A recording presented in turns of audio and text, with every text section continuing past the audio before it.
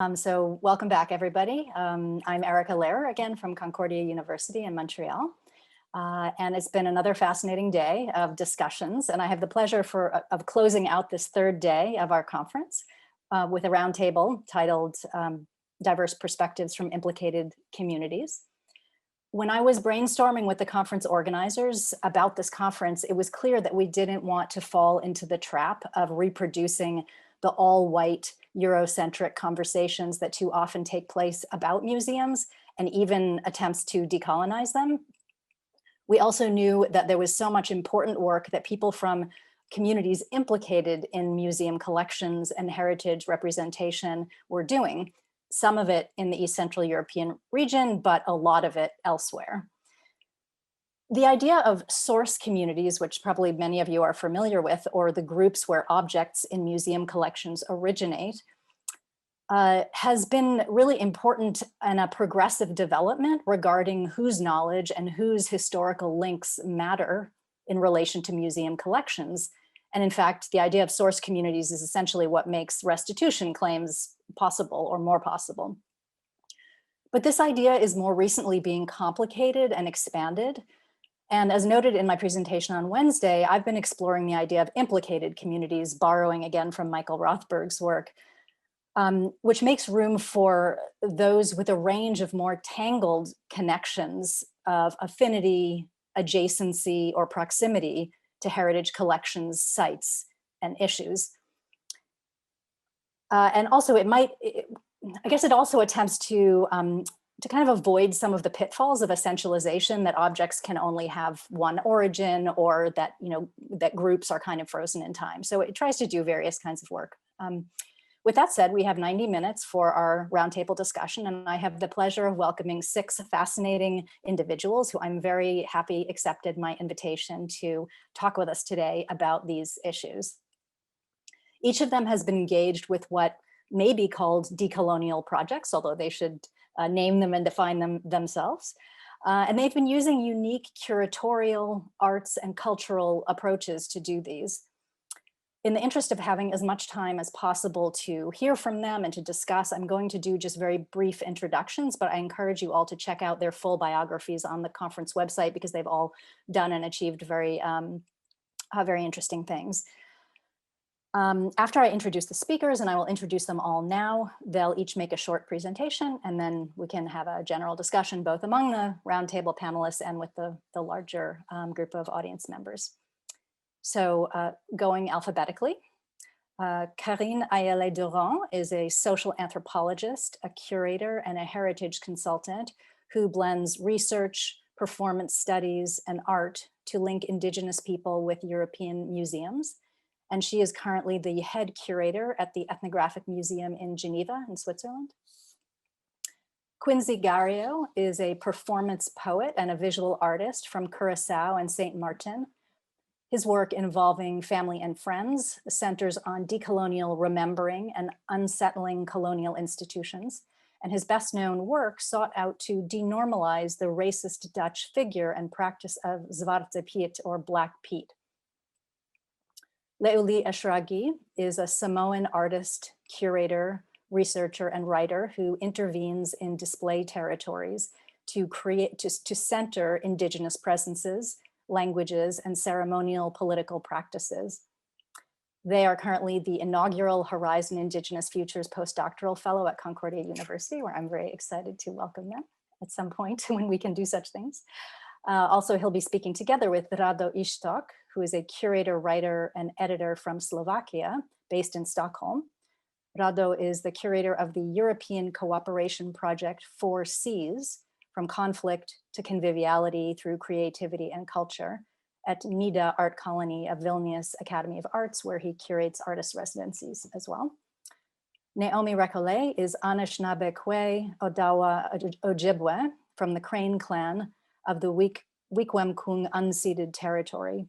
She has a master's in museum and information studies from the University of Toronto and currently works at the Ojibwe Cultural Foundation with archival records and public programs.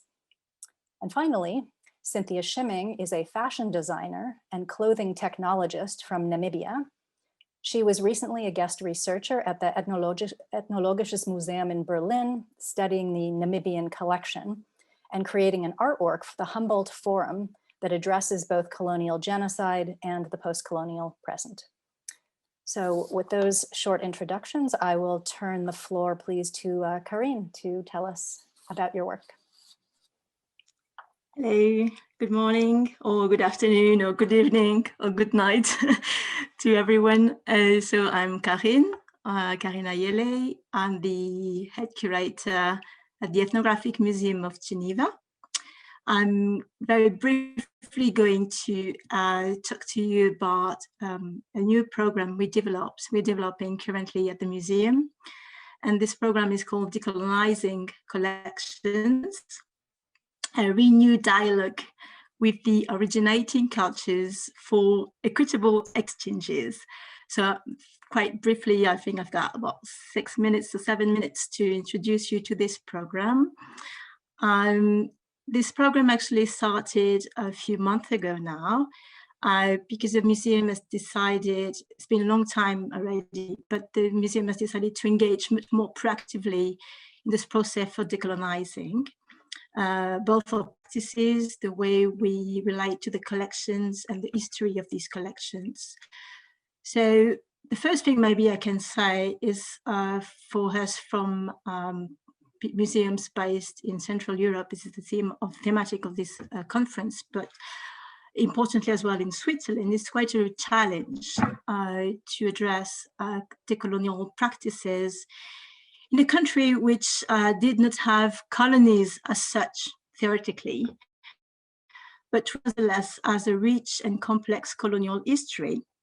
So what we aim to demonstrate that decolonization concerns all countries, regions, and institutions, because we consider that citizens have pursued colonial practices, sometimes even after Declaration of Independence. This is what we look from a Swiss perspective. So what I'm going to introduce very briefly is how we tend to address these decolonial questions through 5 different projects, which are all part of this Decolonizing Collections program. So we've got 3 main objectives. The first one is to shed the light on the history of the museum's collections.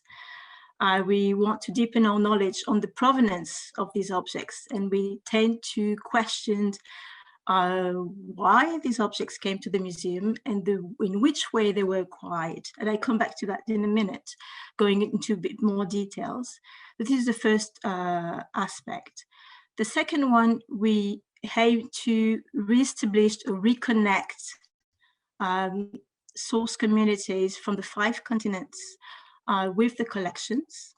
And to do this, we want to open even more broadly what we've been used to, but open the collections to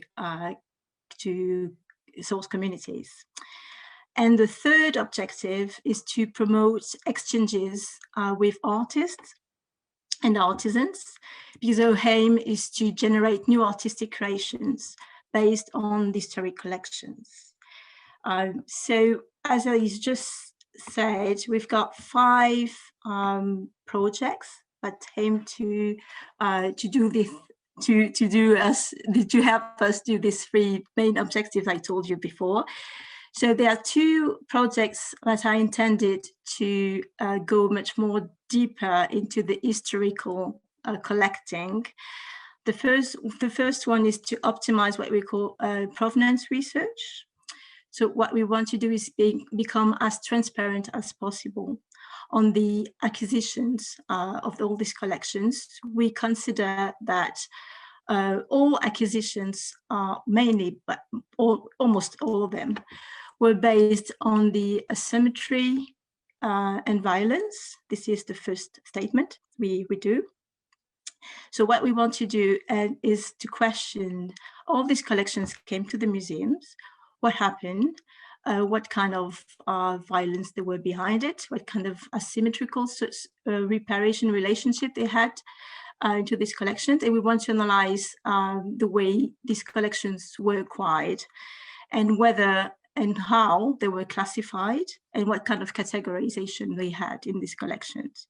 So what we aim to do here, the commitment we engage and we want to put forward, is that we want to publish on the MEG website the full original inventories and all related archives to these collections. This is one of our commitments, what we aim to do by 2024, to put all this collection online, and the archives, the catalog cards, everything. This is the raw material, not the kind of material that curators may have written themselves after looking at the raw material. We really want to put the raw material online, so anyone can research it for their own interest and all benefits. So this is the first project, which what we called research provenance research. The second project is to focus more narrowly on what we call sensitive objects. So might be objects we were either illegally acquired or supposedly illegally acquired. So we want to be very transparent about this. So the project tends to follow different strategic objectives. The first one is to promote as broader access as possible to the collections and archives, like the first one. But we really want to facilitate dialogue and debates on all the broad issues related to restitutions and repatriation issues. For this, we look at what we call sensitive objects, focusing on three main categories of objects: human remains first, ritual and sacred or secret objects second, and then archaeological objects. In doing so, the first objective after identifying these objects is to contact the stakeholders. So contact either the states, nation states concerned, but also the communities. We really want to create a dialogue between state, communities, and institutions like our museums. So this is the second commitment we have, is to contact the stakeholders who might be interested in first knowing that we have these collections in our museums, and second, to discuss the way we might manage these objects and be open to any kind of discussions related to restitution if the stakeholders are willing to go into this discussion with us. So this is the second project, which is very much based on sensitive collection. The third project is to reconnect collections and source communities. And here what we really want to do, of course, is being as open as possible and give the broadest access possible to the collections, so that source communities may access them, research them for their own purposes and benefits again, and not only for our museums' benefits and interests, but also for their, of course, interests and benefits. So we tend to identify and source communities who might want to reinterpret the collections with us, enrich the database with their own contribution. And then we are lucky enough to be in Geneva, where you may know they've been several sessions for the past 30 years now on indigenous peoples, having special session, and the EMRIP, the expert mechanism on the rights of indigenous peoples, comes to Geneva, the annual session every year. So what we want to do is develop connections between indigenous representatives visiting Geneva, the MEG, the museum audience, and ourselves as curators. So we really want to work more specifically with these indigenous peoples actors to make sure that the MEG's audience and visitors know about the huge work that indigenous peoples have been doing in the terms of human rights and indigenous people's rights. And we aim to use collection for this. Yes. Could I just say, sorry, that's about 8+ minutes. So if you could just maybe take 2 more minutes or so, if you want. Yes, just 2 more minutes to say that we also aim to invite artists and artisans to create new collections based on historic collections. And then we might want to discuss and develop projects of using historic collections for ritual, religious purposes, or any kind of cultural purposes that source communities might want to develop with the MEG's collections. That's all. Wonderful. Thank you so much. you. So I will pass the mic now, so to speak, to Quincy. Hi, good evening. Thanks for the invitation. And it's been a wonderful couple of days looking at the various presentations. And I want to give a shout out to Margaret Omaka Ohaya Novak. I did the Black Europe Summer School with her 10 years ago already. So that's pretty cool to see her in this list. I want to talk a little bit about some of the work that I've been doing. And I'll start with a project that was done in 2016. And I'll just add some links to the group chat. I think that works a bit better for what I'm trying to do.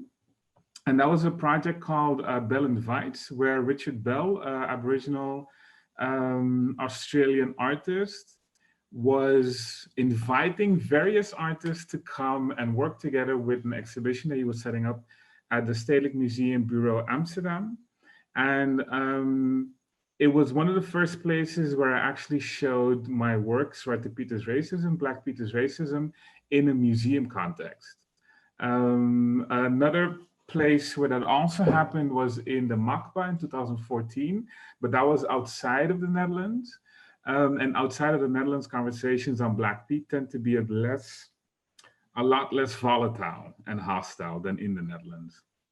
So being in a group exhibition together with Richard, who is a bit of a, Richard is awesome, and he's also known to push buttons. So I was, okay, this is a perfect show for it to be part of.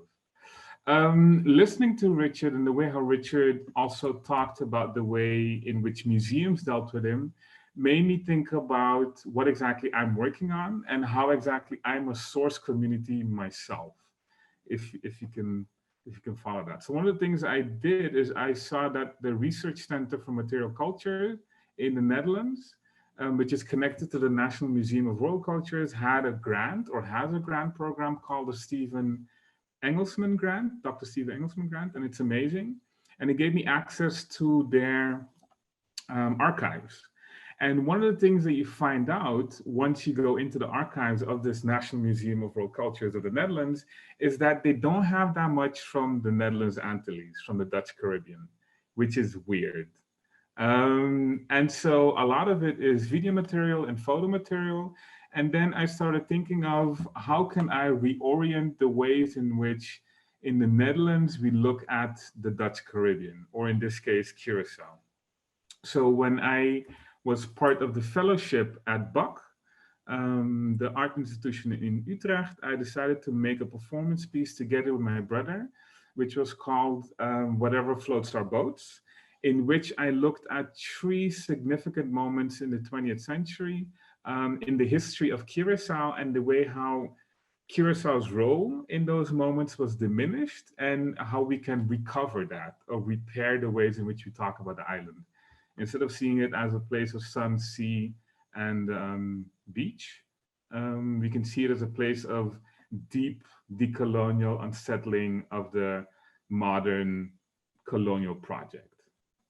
One of the things which was interesting when you watch that video is that towards the end of it, my mom walks in during the performance. She was a bit late, but she walks in just at the moment as I'm about to tell her story. And as I started thinking more about that, I was like, there's something wrong in me. Well, not necessarily wrong, but there's something which could be different in the way in which you look at our own communities and talk about those and bring those into art context. So a couple of years later, I decided to make a performance with my mom based on her story. And that's called Whiskey in a Crate. I just added a link to that as well. And that was presented at the Van Abbe Museum last year, November, in which my mom is talking about an uprising on Curacao. And we made, well, actually not we, she made a small scale model of the route that the demonstrators walked. And then together we tell the story in which she recounts this moment in time from her perspective, actually living through this moment. And I connect it to the larger colonial history of Curacao and what exactly people were agitating against.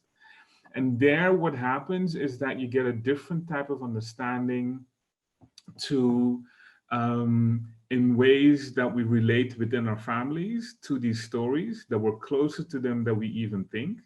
And I was like, hey, there's something here that could be worked on.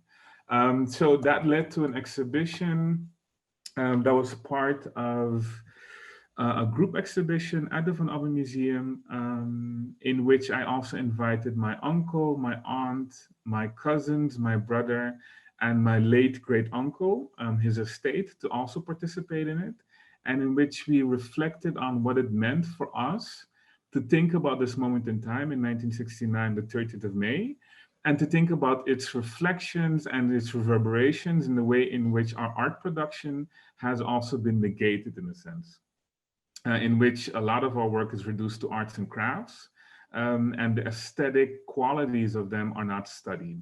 So what do we do with that? So that led to me thinking about the scale model that my mom made, and thinking about the ways in which you could present that in a way in which our story wasn't necessary for it to be present, but that we can show it in and of itself. So last summer, I had the chance to present it at the Appel in Amsterdam. There was a program called From Day to Night, or Day for Night. And one artist invited another artist to be part of the project. It kept going for five versions, 5 artists. And we came up with an installation that we had 3 mirrors looking at the rotating scale model. And that was shown from a period of 6 o'clock in the evening until 6 o'clock in the morning. And the video you can find in the link as well. And what was interesting about that is that it also gave a different way of relating to space and relating to monuments and monumentalism. What happens when you turn these stories into monuments in and of themselves to counter the ways in which some stories have been erased? And that led to an invitation, or actually, I was in a panel a while back with Margaret Talley, who's a curator based in Rotterdam from Estonia. And she invited me together with Ieva Astakova to be part of an exhibition called Communicating Difficult Pasts, which is going to be in the Latvian Center for Contemporary Art this November, if everything goes according to plan. And I was also invited to come and be part of the summer school this year. And together with my brother, we made a performance piece called How to See the Spots of Der Leopard. And I've included the link to that as well. And Der Leopard was a slave ship that was commissioned by Duke Jacob Kettler. And he was the Duke of Courland and Semigalia, which was the precursor to what we now call Latvia. And what we did is we went to a city called Kuldiga, and together, me and my brother stood outside next to the monument and actually had a conversation about what it meant for this physical object to be there. And so what Duke Jacob also tried to do is he tried to colonize Tobago, and he tried to have a colony in the Gambia. So James Island is actually named after Duke Jacob in the Gambia. And so what we did is, this is the last sentence. And so what we did is we tried to have a conversation in public space about this history that we're connected to in a strange way, being from the Caribbean, and that we also were trying to figure out, like, how have people been thinking about Black presence and the notion of Blackness to the development of certain states here in Europe. Thanks for your time. Thank you so much, Quincy. I hate being the timekeeper, I have to say, but Don't worry. I just want to hear what you all have to say. Okay, so next, speaking together, we have Leuli and Rado, please. Floor is yours. I'll share my screen.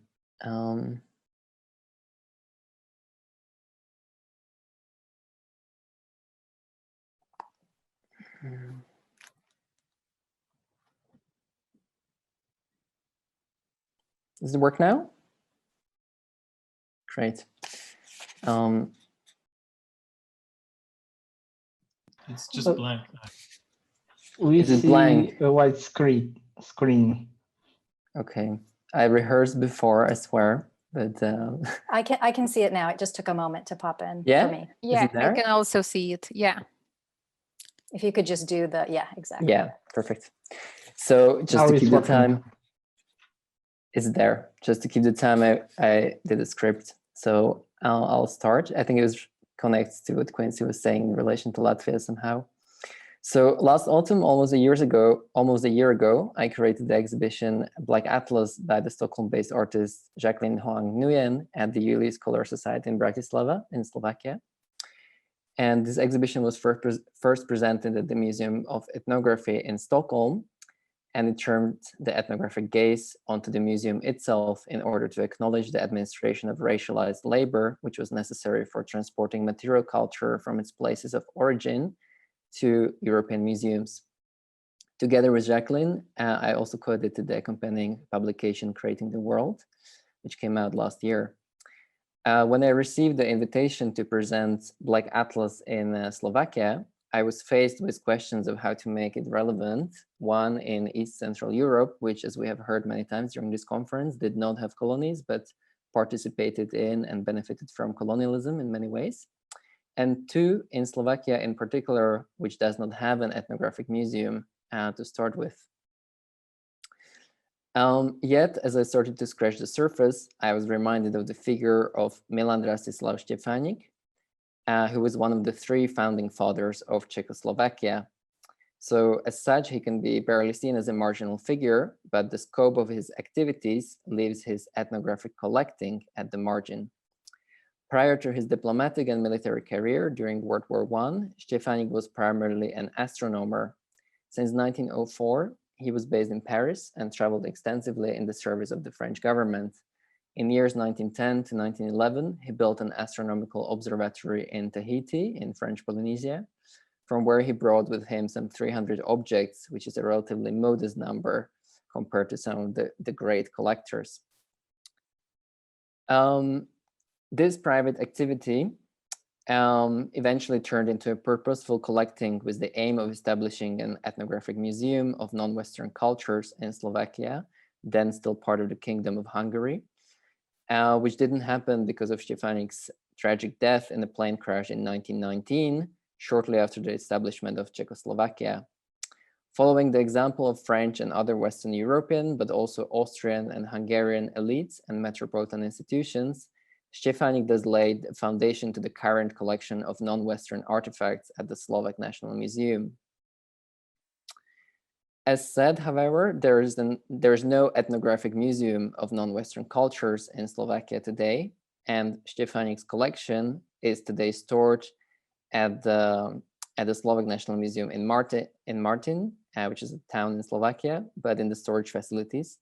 And it is only occasionally on display, such as in the recent exhibition, The General Liberator, which was held at the castle in Bratislava, and which commemorated the centenary of Štefanik's tragic death. In such exhibitions, non-Western artifacts are often shown as props, illustrating Štefanik's multifaceted personality, rather than as ancestral belongings of particular communities. Two permanent expositions are dedicated to Štefanik in Slovakia, one in his birth house in the village of Košariska, where one of the rooms is dedicated to his travels and collecting activities, and the other in the museum in Piešťany, which is another small town in Slovakia, which was reinstalled last year, although it might not look like that for many of you. Both of these museums are located outside of the capital, yet even in the Slovak capital, Bratislava, there is a critical lack of both experts who could engage with these collections professionally, as well as of communities who could relate to these collections as their heritage or ancestral belongings. As a possible solution to this situation, I propose to mobilize the global infrastructure of contemporary art, as well as to rely on the contemporary artist's sensitivity to both material culture and the super's histories, as suggested by Clémentine Delis, and on their ability to, quote, retemporalize heritage in order to imagine new and more just futures in post-colonial and post-Cold War world, end quote, as suggested by David Joselit. In my role as a curator, I thus hope to act as an intermediary between Leuli, who will speak after me, and the museums in Slovakia to provide him with access to the bark cloth collections in particular, which you see on this slide, which can be at the same time seen as repositories of forms of ancestral knowledge and also for contemporary artistic practice. So Leoli, you can take over. I should stop sharing, I guess. Yeah, I'll take over. Thank you.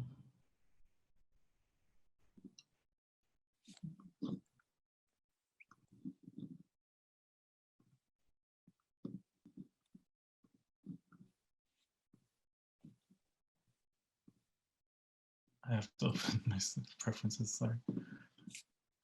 And I should thank Leoli for inviting me. Thank you. Okay. Should work. Let's see.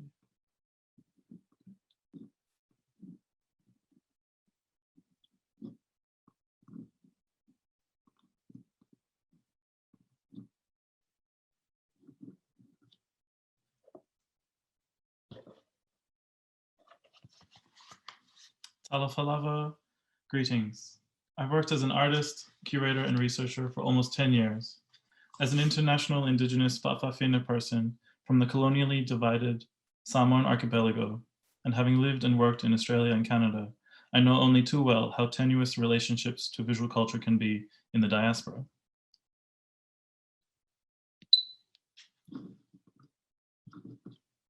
I say diaspora not only as I have lived most of my life on other shores besides those of my ancestral homelands, but also as a product of the European colonial project.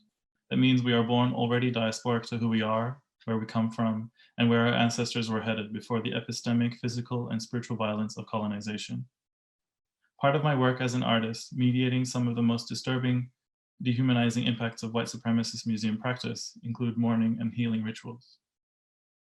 In my 2018 ceremonial work, Paper Skin, I laid out printed web pages from the South Australian Museum in Tarndanyanga, Adelaide, where ancestral remains from multiple Great Ocean cultures were on display.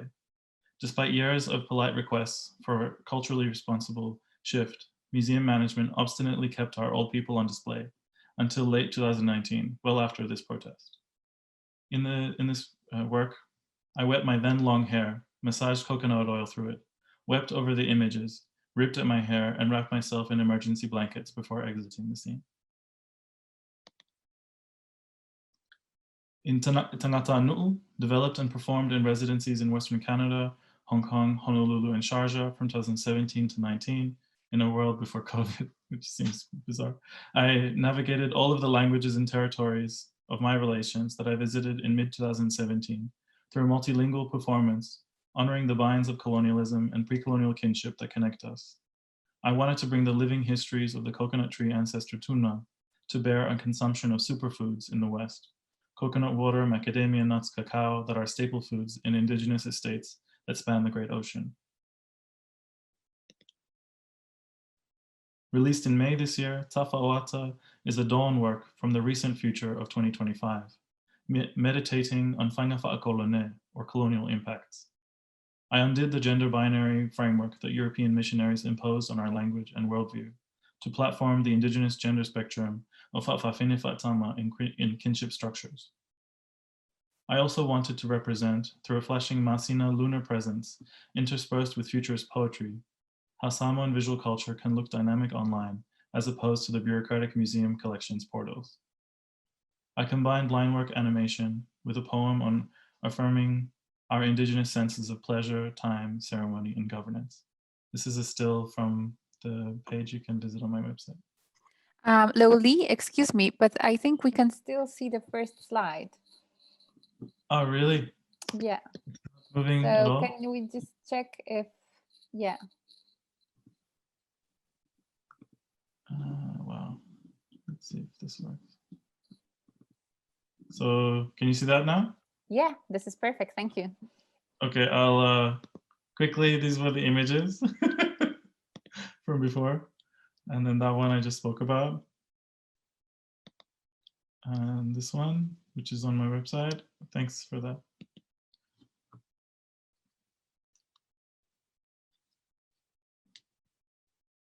My most recent and most ambitious digital work to date, Awawuli, affirms my intention to locate, connect with, and honor the Mersina or treasured handcrafted belongings, and Diloa, genealogical and ceremonial political knowledges that are imbued in playful and rare works of Lama, candlenut ink, and U'a, paper mulberry bark.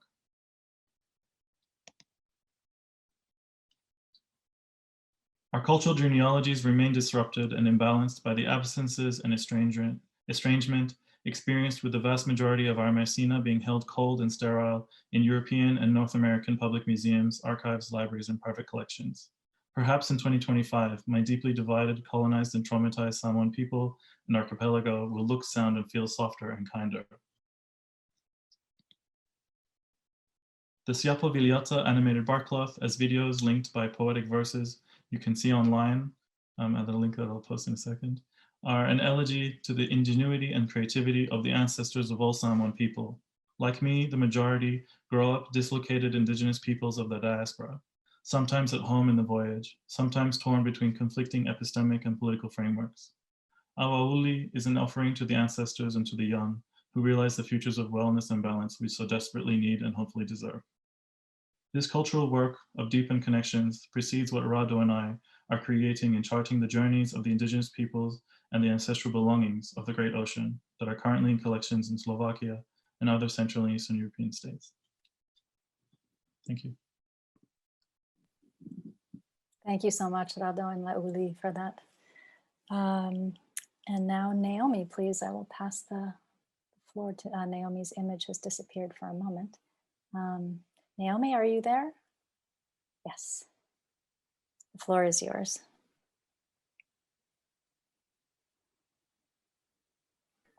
Please unmute yourself. Yes, please. Can you hear me now? Yes, thank you. Thank you. Okay.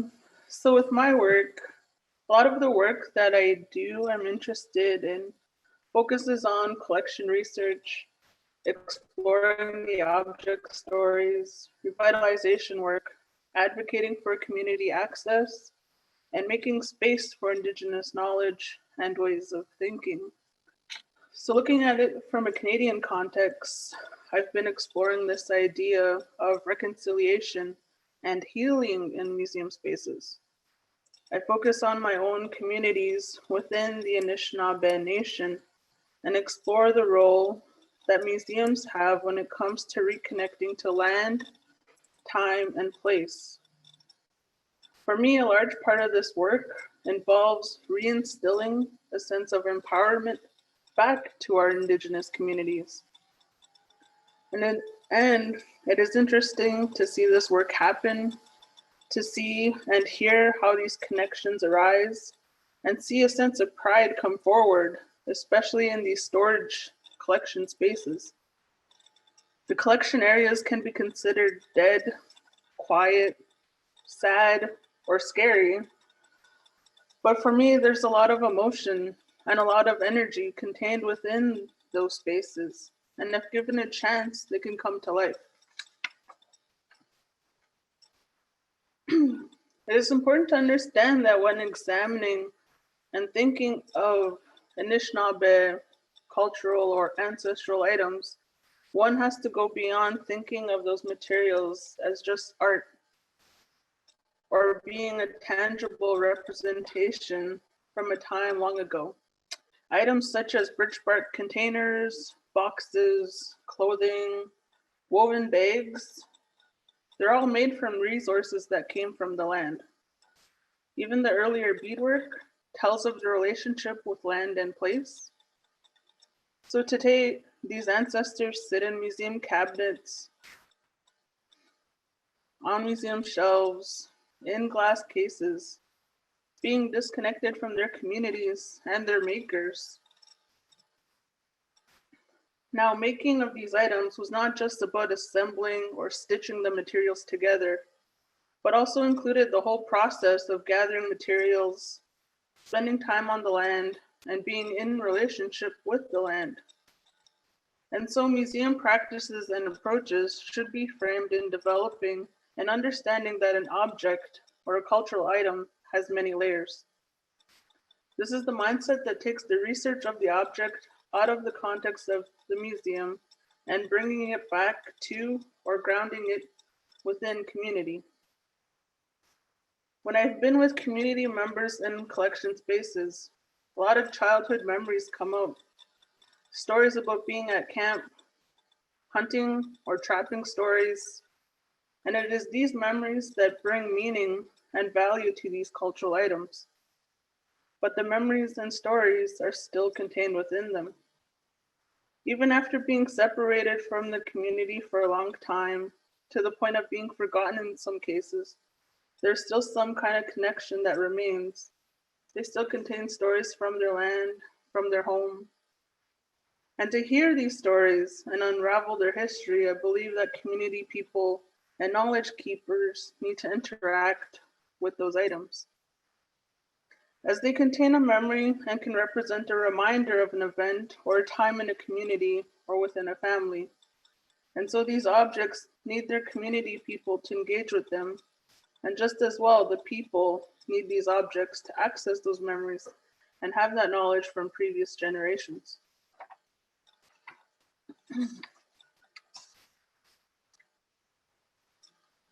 So,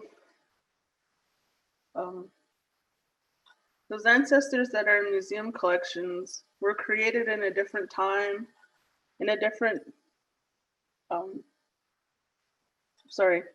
a time when possibly ceremonies and cultural practices were still intact. Traditional family systems were stronger. There was a strong connectedness with the land and environment, and probably the language of a community was spoken more fluently. The state of wonder that sets in when looking at these items that are in museum collections. One of the many things that you wonder about is the past life and what it must have been like. Additionally, you think of the present state of the museum relationship with Indigenous communities and their futures going together. For example, will museums continue to be the only place that such items can be viewed, studied, or held? Or even more daunting, how come some of these objects are no longer made or rarely seen in communities? With that, I'm reminded of a statement by a scholar named Leanne Simpson. She mentions, quote, "We once had a society of makers.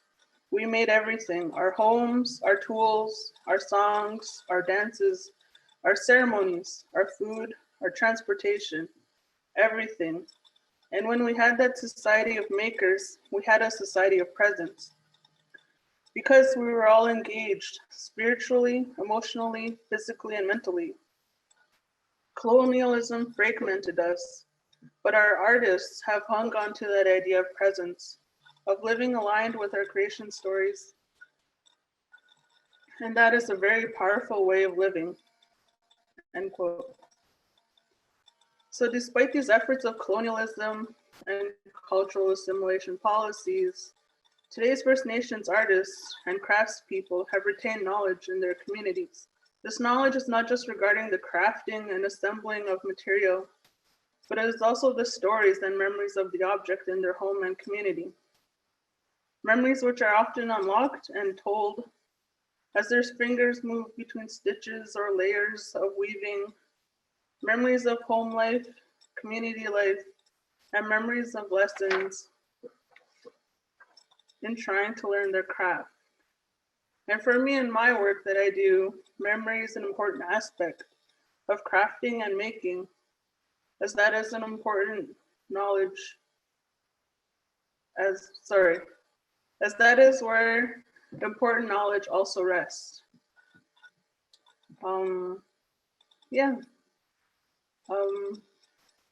That's it for me and the work that I do. Thank you. Thank you so much, Naomi. Thank you. And last but not least, we have Cynthia Schimming, please.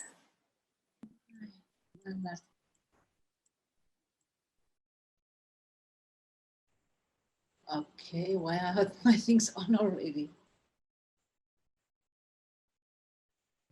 Can you see that? Can you see your own slides, Cynthia?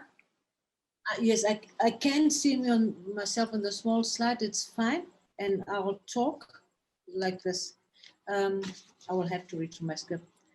Thank you for inviting me once again. And I'm here because of a collaboration between the Ethnologies Museum in Berlin and the Museum Association of Namibia. I was one of the 7 people selected, experts selected, to go to Berlin and study the collection and develop ideas for future displays. For instance, my work that will be in the Humboldt Forum.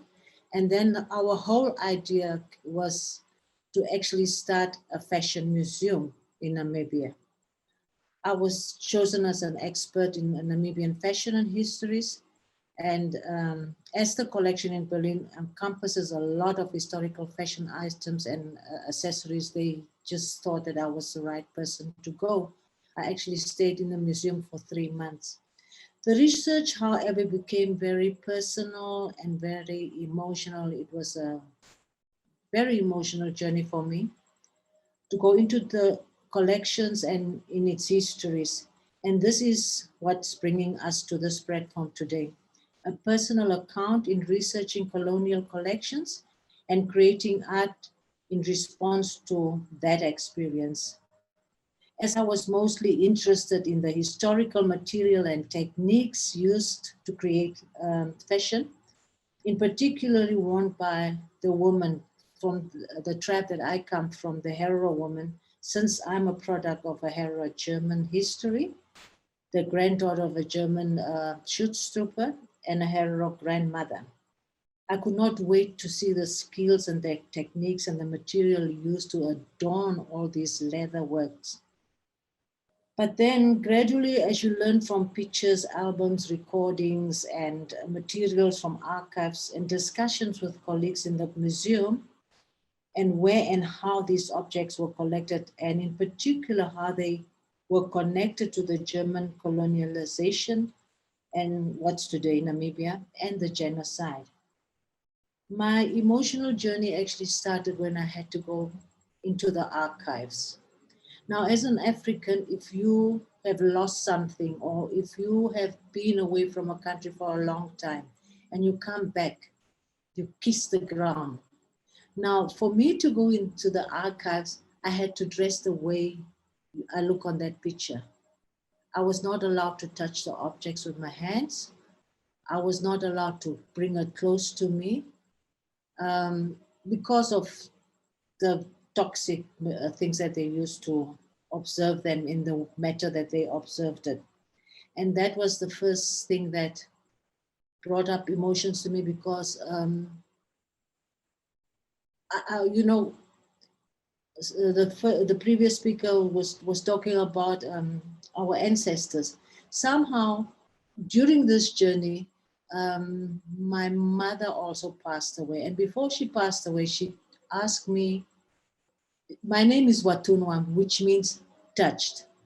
And then she asked me in the Herero language, Watunwa, which actually means, have they sent you? And, you know, me being naive, I thought, oh, maybe she's just a little bit sick and she's confusing my name with these 2 words. But the other one is, only later I realized, is she asking me, did somebody send you? Whether it was the ancestors or the people from the museum, I don't know, but I only realized later when I went into the archives that it was something bigger behind this whole thing. Okay, once I entered the depot, like I said, I could not touch the objects, and but then I was actually also impressed by the objects that was there that we either don't have, or in the museum they have one of the oldest. And if you can take me to slide number 7, the Ekori, for instance, number 7. get that artwork. Yeah, that is an 5. Sorry, 5. That is an object worn by the Ovahimba woman. It's something very sacred. You don't take it off in public, and you are even buried with it, they take you with it to your grave, and then give it back to, roll it up and give it back to the family that you came from, just to signify that you are no more. So these objects are in the museum, and the craft and the skills that we see there is no more there. We don't do those anymore. We have a replica of it, but it's just not the same. And then another object that really brought tears to my eyes was number 6. That was a toy that I used to play with, but ours was not made from wood. And I think in New Zealand, somehow they have the same toy, and if you swing it, it makes a sound, and that sound is for healing. And with us, when I posted it on Facebook and asked people, what was this toy called? And we did not even make it out of wood. We made it out of plastic buttons. Everybody called it a Zoom Zoom. So it was used in all the cultural groups or ethnic groups, if you want to put it that way. And then something else that we also found in the museum was number 7, which was a necklace which was ripped off from a boy. If you look at the circumference of the necklace, it's a very tiny child. And that was during the time of the genocide. Now, those are the things, the objects that you are confronted with once you go into that place. And this is where you also start realizing that children were also part of this genocide, of this looting of our artwork or objects or whatever you want to call it. Cynthia, may I just ask if you could very slowly start wrapping up? I apologize. I just want to make sure that we can discuss all these incredibly important issues. My other object was the number 8.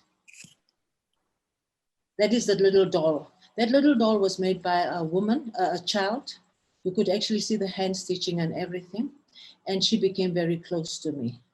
I actually gave her my name, Watunwa, because to me, she was this brave lady, and she did not need to be the doll that came from some region number so and so. She has a name, and her name is Watunwa, and I'm sure she will come back one day to voice her opinion about the whole object things. Because to be quite honest with you, those objects in the museum, they talk to you. The echoes that you are talking about here, they talk to you, and they want each one to listen to you. They have stories to tell, and we cannot just leave them there in boxes. And think from there, we can take them out of the boxes and display it in another museum, because we are going to decolonize the museums now. Thank you. Thank you so much. Thank you all. And I'm so sorry for the interruptions. You know, I know that in fact, in trying to do this kind of decolonial work, these horrible sort of formats that we bring to the work are part of the problem, you know. So it's a tension, but I do appreciate it. So thank you all. I'm just so grateful for all of your perspectives. I think that this vastly enriches the conversation that we've been trying to have over the last few days. And I was noting down on my paper, you know, these really powerful, I mean, the amount of emotion that comes through here in all of your presentations, I think is something that generally at academic conferences, largely absent. And I think it's essential. I tried to bring a little of my own in at the beginning, but it's interesting to see, how it comes and goes. The idea of, the amount of healing that is required, the necessity for institutions to acknowledge the harms that have been done as a sort of baseline for beginning to do this work. These images of the storage room, I mean, taking into consideration what Cynthia said about the amount of motion that one can find there, but it's just so incredible the way that these objects have literally been poisoned in order to preserve them in ways that now distance them from anyone who would want to touch them. I mean, it's both metaphorical and actual problem. The ways that they both need to be and are amenable to animation. You know, these objects freed from this scientific regime where they serve as evidence into this completely other realm where they are family and their community. They just have entirely different kinds of lives. And also there was a thread, you know, in a couple of the of your contributions about the sort of the regimes of compulsory gender and sexuality that have come along with you know, this transfer of material and people and property. So anyway, I just wanted to touch on those as some very strong threads that I think that this this group of people uniquely has brought into the conversation. So thank you so much for that. I do have some questions from the group, so I will voice them here. So, well, also questions and comments. So for Corinne from Lorena Sancho Carroll, a great job you do at the museum. My greetings, it seems plenty socially connected and culturally compromised with current cultural challenges for museums. Excuse me. A question from Joanna Wawrzyniak, one of our organizers, a fascinating panel with thanks. So also a question for Corinne. Can you tell a bit more about how you develop contacts with the respective states? You mentioned that you also work on nation state levels. I guess that while it is necessary to it's a necessary step to make, it might involve a lot of logistical issues because of borders changing and former and current power relations, where some communities might not feel represented at the nation state level. And she's saying she doesn't want to be misunderstood. She thinks it's absolutely necessary to make this step. But on the other hand, she wonders how you deal with the complication associated with this sort of nation state container. So if Corinne and then anyone could speak to that issue. Yes, we do have maybe two different ways of contacting states.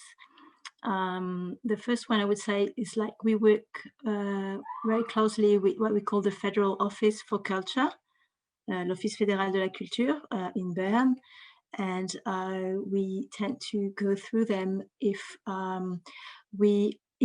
because of course, as I said earlier, this project is actually a project of proactively contacting states or communities in terms of sensitive objects has just started. So far, we've been working with the Federal Office for Culture for another project, which was not actually totally related to our collections, but still, we can go through the Federal Office of Culture to contact states, and most importantly, when Switzerland has a kind of agreement with several states. For example, we do have agreements with Peru or with different countries like this, because there is this kind of we call it bilateral agreement with the two countries in case of, for example, of illicit trafficking. We have this illicit trafficking with Italy, for example, or Peru. So we go through the Federal Office of Culture. Then being in Geneva, we have another possibility is working with the permanent missions. We are like embassies, but related to the UN. So we might want as well, we can do this. We can contact permanent missions to get in touch with states. It's usually what we can do and what we can do. So we're actually considering these possibilities now. We are still in the very first stage of the process of identifying the collections. So that we identify the objects now, the artifacts, and what we're going to do from very soon in the next month now is to contact the states. So what we do is either through the permanent missions, or as I said, with the help and assistance of the Federal Office of Culture. So I can't really tell you now all the logistics that goes with it, because we're still in the beginning of the process. But we would definitely communicate about this as time goes. So I may come back in a few months' time with some pitfalls and issues we faced. But here we go. Thank you very much, Corinne. I actually, I'm going to intersperse with one question of my own, actually, and I'd like to address this to everyone or anyone who would like to speak to it. it came up a little bit on the first day also in the conversation. You know, members of source communities or implicated communities are increasingly invited into these relations of, say, collaboration or dialogue with establishment institutions. And I'm kind of wondering, I mean, the question came up of this emotional labor, and of course in this group, you know, there was so much emotion sort of being made present. But I'm also kind of wondering about the different vectors of learning. So like, who is teaching or learning or producing what kinds of knowledge for whom in these interactions? I wonder if anyone who wants to reflect on that might.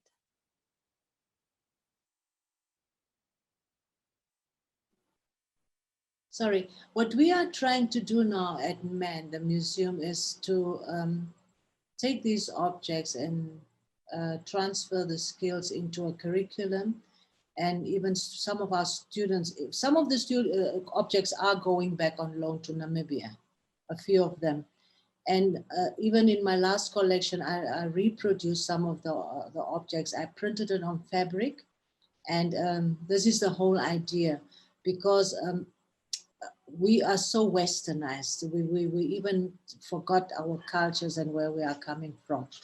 And now during the time of COVID, somehow children went back to the villages and they were taught to go back to their grandparents and find out about these objects. And even the communities, we've showed them the pictures of what is in the museum. And like the other speaker said, it brings back memories and it brings back stories that should be told now during this time. And this is what we are actually doing, to bring it back to the communities, to bring it back to our students so that we can start working on our own. Thank you. And actually, you know, there are a couple of other comments and questions for you, Cynthia. So let me just quickly intersperse these. There's thanks for sharing the personal aspect of your research. And a question, well, it says, especially the naming or renaming of the doll strikes me as exactly the kind of little but extremely significant gesture that manages to decolonize by ignoring and erasing the type of imperialist style of categorization and production of knowledge that had been introduced by the colonizer. And there was a question, Cynthia, about whether you have published these reflections anywhere. The Magdalena Moskalewicz would like to share them with her students. And no, I haven't published. I haven't published them, but some of my recollections, they might. Some of the work that I've done will be in the Humboldt Forum, and that is another story. That's something. If you are really interested, if you are in the history, if the students can go and see it. She can write to me if you give her my email, and maybe I can share some of my knowledge with her if the students are wonderful. interested. Cynthia, if you can actually, you could type your email either directly to her or for anyone into the chat box if you would like. Oh, everyone. Okay, I'll type it in there then. Thank you. Would anybody else like to speak to this issue, this question I raised about for whom, what kind of knowledge is being created for whom in all of these supposedly decolonizing efforts? Quincy, please. I think that's one of the reasons why I started working with my family as well, and also thinking through the ways in which the knowledge that they produce is presented in a different forum. So one of the performances I did with my mom was also on her birthday on Curacao. And we had this scale model, and then all of her friends who at the time were also teenagers and young adults also came and talked about that uprising. And they were sharing stories with each other which they hadn't shared. And so after 50 years, they actually found out where they were when this happened. I think that's also one of the things that when you think about the ways in which we're producing this type of knowledge, where it ends up is that it ends up in the same institutions that have, violated us in a certain sense. So it's thinking about how to decenter not just the production of this knowledge, but also where it gets disseminated, who has access to it. I think one of the things, and I think the question just now also made me think about, a lot of this knowledge gets produced in academic journals, which none of us, if you don't have institutional access, can actually get to. Or they get published in books that are like €100 a piece, and then you're like, okay, And now what? What do we do with this? And I think one of the things which I think is important, what we need to think about is like, how do you make sure that the knowledge ends up back with the communities from where this comes from? And how do you make it open access? And how do you make it not just open access, but also available? Because open access doesn't necessarily mean that someone without internet can access it. I think that's also one of those things which gets lost in the conversation sometimes. And I think I want to say one more thing to come back to the notion of nation states, is that recently there was an activist who took a statue from the Africa Museum in the Netherlands, Mwazulu Diabanza, and the museum has been working on this notion of provenance and how to return artifacts and what to think about. Now, the first knee-jerk reaction from the director, and bless his heart, he's an okay guy, was he shouldn't have done this, and the activist should have talked to us, and we're busy talking to nation states. And there is where you see that the notion of giving back is then wrapped up in this bureaucratic process where someone needs to prove provenance, while the provenance of the objects themselves can be proven. So you get this turnaround situation whereby the victims need to prove that they've been victimized. And I'm like, okay, let's think about what we're doing here. What does this mean? Where are we going with these types of conversations? And of course, the notion as well of what source communities do with these objects isn't up to the museums in Europe anymore. I think that's one of the main things that needs to be let go of. It's like, it's not yours to decide what happens to it. If the source community wants to leave it outside and it's not treated in the same way as it is treated here, why is that bad? Why is that not okay? I think those are the types of questions also need to be asked. Why is the object still at the center of the thing and not exactly the use of it or the thinking about it or seeing them as ancestors? I think that's one of the main issues we have. Thank you. Did anybody else want to speak to that issue? I think it was kind of amazing what, Karine was talking about. I think she said the language of proactively contacting stakeholders to make collections available for their own interests and benefits. And I thought, like, wow, that's a lot further than I think a lot of museums have been going. And I think, I'm recalling another presentation at some point talking about how the museums often end up having kind of a static sort of, they'll have like a one representative from various communities that become their go-to person to say, oh, well, we need a community member. So, there's Bob in such and such a community, and we just keep asking the same person. And I think this question of who wants access and how do you find the people who actually would really love to have some kind of relationship with these objects, how do you get beyond the sort of usual suspects that are often chosen either by the museum or also by some very also hierarchical organizations that can happen within different communities where we're just reproducing often the same kinds of, I don't know, either gendered or, age or some kind of hierarchy about who actually has access and can have their knowledge in relation to these. So Leuli, please. Thank you. I just wanted to add that I've been thinking a lot in the last few years with colleagues from other Indigenous communities in the Pacific and the Great Ocean about the digitization of collections from the British Museum and others, and the kind of contents, particularly certain objects that are sensitive and are for ceremonial use within a very restricted kind of group of people.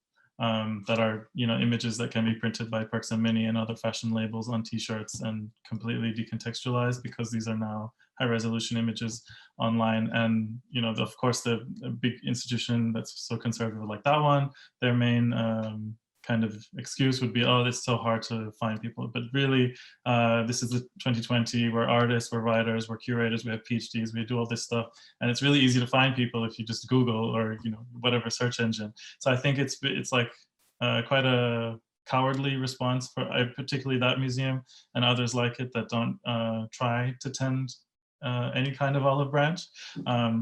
So I really commend Karine and all the work that you're doing there. That's first time I've heard of any museum like that. And particularly when I lived in Melbourne, there was a white artist who was making a lot of work around the Bougainville crisis and the Civil War, and the only indigenous people to successfully shut down an illegal mining operation on their ancestral land on a burial mountain. But they paid a very big price for it, with like over 10,000 deaths. Anyway, look up Bougainville or Bougainville, supposedly named after a French explorer who got lost. And this artist had never bothered to Google any artists or people from that community who lived in the same city. And there just happened to be a curator of indigenous art at the State Art Museum in the same city. And I was like, you really could have found each other. You know, it's just like quite, particularly in this era where we're not able to travel, I really felt like using the internet as a way to connect. And I think also, I just also wanted to say that your research, Cynthia, is like so inspirational. There are many of us Samoans and other Papua New Guinean folks who've been colonized by Germany, and majority of our ancestral material is in Germany and in Austria and other places. And only a few of us have made it, but there's more than 500,000 of us, so we're coming. So thank you. Thank you, Lauli. I think Karine would like to speak. Yes, if I may, Erika, just Please. to comment on what Lauli said, and then this is something we've been thinking a lot about these things in the past years, and I was myself interested about when I started working in a ethnographic museum, actually it was Natural History Museum in Lyon in France 20 years ago. The main question that's why I started to be very much interested in the way European museums were dealing with indigenous peoples. The first question we were hearing that time was it's very difficult to get in touch with indigenous communities because we are so far away from Maori people from New Zealand, for example, or for Anishinaabe people in Canada or the US. And it's something I realized working and studying the working group on indigenous peoples in Geneva. It's like, why museum were asking, how can we get in touch with all these people? It seems so far away, so remote. Actually, indigenous peoples were working very much. And as Lauli just said, they were studying and researching their own cultures and going to museums to research for their own benefits, what I say all the time. And a few months ago, I participated in a conference on restitution of indigenous human rights and repatriation, convened by indigenous peoples. And we are still, I would say, we're still in this kind of very strange situation now. To me, it's very challenging. But museums, European museums, are still wondering how they could contact indigenous peoples or source communities. And at the same time, source communities and indigenous peoples are asking how they could do more work within museums. So I'm just a question I'm asking here. How can we bridge this gap? Because I know working in museums for the past years now, over almost 20 years, I must say that many curators are very much willing to open the storage and grant broader access to the collections. But somewhere and somehow, I don't really know exactly why, it seems that we can't hear each other, so I'm just wondering how we can do it better. Because I know that I've been heard a lot that the museum in Geneva is kind of amazing because we want to decolonize and we tend to do it. But I know many other museums actually wanting and doing the same, and over the past years many museums have been doing the same. I'm just one of many, so I just want to to talk about this, saying that indigenous people, source communities want museums to do better, and museums want to do better, but sometimes we don't hear each other. Something weird happening. Thank you so much, Karine. Actually, I'm wondering, Naomi, I can't see you, but I wonder if you can hear me. I'm kind of curious. We've been talking, so much across the sort of two Europes divide, but we haven't spoken much about, for example, North America. And so I know, even though you were speaking about some experience doing work in the German museum, if you would be able perhaps to speak to how you see this all from a Canadian perspective, and if you know, from my perspective, being in Canada, there's this sense of, you know, Canada's sort of so far ahead. And, you know, it's true, incredible work has been done, you know, negotiated by increasingly empowered Indigenous community in Canada to, you know, sort of have new terms and new frameworks for how Indigenous material culture, you know, can be held in Canadian museums or outside of those museums. But I wondered if you wanted to or could say something about that from your perspective. I don't actually know if you're there, Naomi, but, or maybe you don't want to. Anyway, I think there's another while I'm, Sorry. that's Hi. okay. Hello? Hi, yes, we can hear you, Naomi. Okay, so my internet's kind of cutting in and out here. Did you hear my question? Yeah, so you're asking for Canadian context, right? Yeah, Indigenous people in Canadian museums. Oh, it's Small funny. question.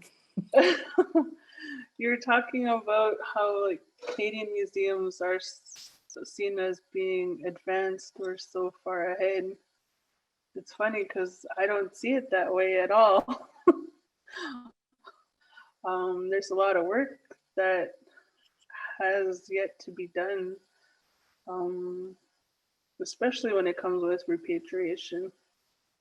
When we look at case examples in the US or Australia, New Zealand, those are the countries that we look towards for examples when it comes to these areas of repatriation. Canada, there's nothing nationwide that protects ancestral remains or ancestral objects. And that has to change.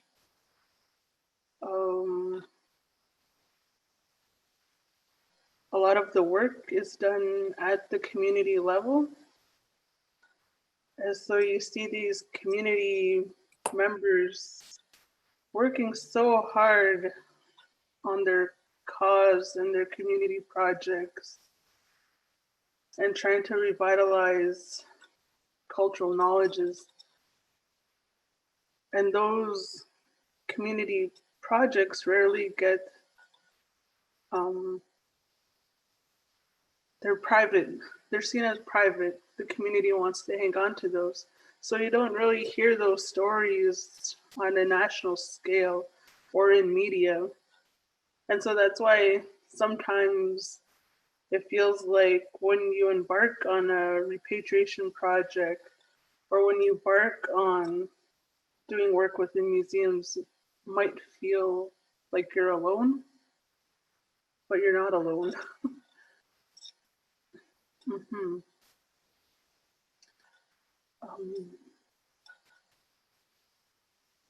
Yeah, I don't know if that answers your question. Yeah, that's wonderful. Thank you so much, Naomi. There is another question or comment I'm seeing from Anna Lalua to everyone. Says you were talking about how symbolic it is that a poisoned object cannot be touched and there's a distance between its holder and the object. I guess this is referring to what Cynthia said.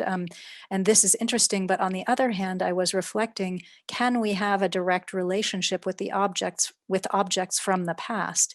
Is not that distance already implicated in the fact that they come from a different temporality and we can only look at them through our present? That brings up fascinating issues about how many different cultures and communities view temporality, I think. I wonder if you could all speak to that.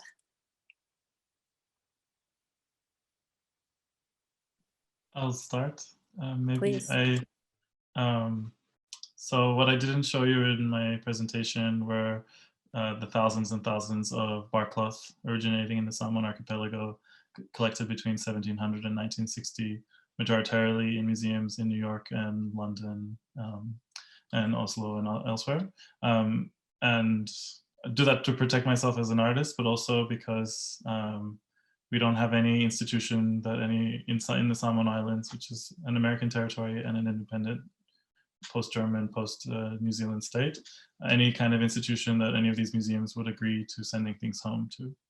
And so in that kind of cultural gap, we kind of have the stories of these objects. Some of these things haven't been made in over 100 years, 150 years. Multiple waves of epidemics have happened since then, and migrations and, you know, colonial genocides and things. So there's, I just don't really agree. And I think that also the sense of time is so culturally bound.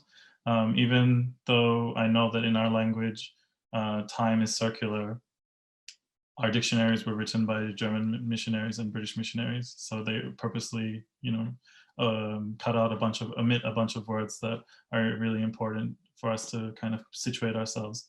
And one of the Samoan historians, Damon Salesa, he said that we went from living entirely in our own temporality to living under Western temporality in the space of a year. So pretty adaptive kind of people, you know, if we can do it in a short amount of time, we can go back to.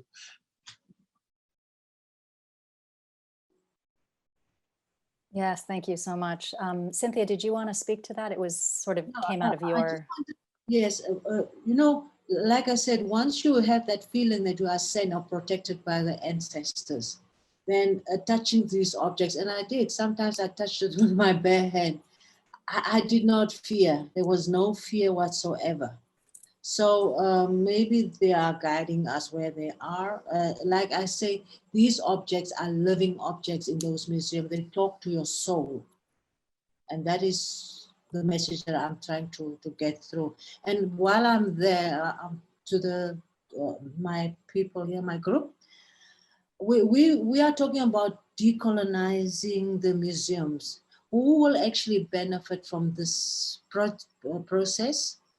And will the Europeans who colonized it and bring them objects here and now bringing this new term of decolonizing, will they be the ones decolonizing it? Will they allow Africans to curate their own objects in the museum? Those are the questions that I want to know. Thank you. Thank you so much. Yeah, I mean, so important, came up even, I think, on the first day about, you know, can the museum be decolonized, period? I mean, we all use this language, but is that something, you know, how far can that go?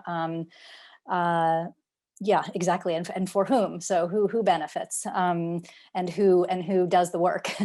I have another question. You know, I remember, I'm thinking some years ago, I heard African art curator, I believe from Nigeria, put a very kind of stark message saying, you know, kind of against the normal discourse, that it's actually, the problem isn't the objects. The problem is that, you know, objects can be replaced. The problem is that the people who knew how to make the objects and the people who knew how to use the objects were killed, right? And so that, like, that's the problem. We can't bring back the people. But you know, with that sort of provocation in mind, one thing that fascinates me about this group of speakers we have today is the way that you use arts-based practices, many of you, to do this kind of reconnection and reanimation work. And I wonder if, you know, any of you had something to say about what is the sort of quality, the character, the benefit of these kinds of artistic practices to try to bridge that gap that in some way is unbridgeable, but to sort of reconnect that that knowledge, that animation, that sense of aliveness between people and objects.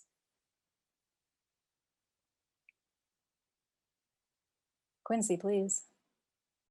So one of the projects I didn't talk about, but that I did at the World Museum. So that's a former ethnological sort of a cabinet of curiosity that the royal house used to dump the stuff that they got from all over the world in. And so now it's become part of the National Museum of World Cultures. And I did a project there in which I was connecting to some dolls that were in the collection. And so in the database, looking at the dolls, they didn't know where it came from. So I did some digging, and I came to find out that they were made by the mother of some friends of the family, and they were donated in 1972 to the royal house. And then in the 1980s, there was an exhibition in which another set of these dolls were also used. Then the organization that used to do that closed down, shuttered, And all of these objects ended up in a storage facility, and then they ended up at the museum. And so what you get is that the history behind this object was then lost until I came along, and I was like, hey, I recognize this. This is from somewhere back home. And so the way in which art practice and artists and people who make art, because I think there's a distinction there as well between the Western notion of the artist and how it's in some of our communities, is that art gives you the license and gives you the space to think beyond the framework that's presented to you. So within the framework of the museum, of this ethnological museum, of this world museum, of this museum of objects from all over the world, it's presented as dolls that they don't know where it came from, right? It's presented as something that just appeared, something that was found, something that didn't have a maker. And so what I did is I had also an installation with salt, and also working through time, presented this whole cabinet of salt from all throughout the various centuries that the Dutch collected salt from. Also really funnily enough, they went to the Caribbean, or we went to the Caribbean, I should say, for salt, and we ended up not saving any salt in our collections in the museums, which is funny, right? And so when you get this sense of bringing all these objects together, you create the alternative narrative and you push back against these frameworks. And so art, and I think the context of the art space, or turning these museums into art spaces, gives you more leeway to actually play with it. I think we're more playing with, instead of, we're seeing all these things as elements that can be restructured. And I think that's what the context of art gives us. Thank you so much, Quincy. You know, it's funny, the thing you said about the dolls and the kind of, you know, this question of things being unknown. I mean, this whole idea of, you know, terra incognita and all of this discovering that supposedly happened. You know, there was one thing that I found so moving. The Art Gallery of Ontario, which has done some amazing interventions in sort of decolonial Indigenous museology, they're such small things, but they're so poignant. We had a discussion in the last session about labeling. And rather than using this very common label that artist unknown, if they didn't know the origin, the AGO is now using the label that says artist once known to their community, which I find so powerful, because of course they're only unknown to the people who are shoving them in boxes on shelves. They're not unknown, you know, they were known. So yeah, thank you for that opening, Quincy. I'm noticing it's exactly 2:30, so this should be the end of our session, but I wanted to ask if there were any other, anything else that you all wanted to say that you haven't said, that there maybe hasn't been a question. If you have last thoughts that you wanted to share, the floor is open to anyone. Leoli. One quick thing, ancestor artist is also a term that's used in Australian museology now. And I think also the place of museums in, or like how, whether museums are going to benefit, I think it's also kind of returning to what Cynthia was saying. I think it's our responsibility as descendants of these ancestral objects to these belongings to come and visit with them. And I think the relationship that I have with Rado is part of that journey of healing and kind of reconnecting. So thank you. Thank you. Anybody else? Okay, I don't see any last questions either. So thank you all. This has been an incredible privilege to host this session. It's been great to meet you all, and I hope that we can stay connected. And I know a lot of people, you know, from the audience would very much like to know more from you, so perhaps they'll get in touch directly. Thank you.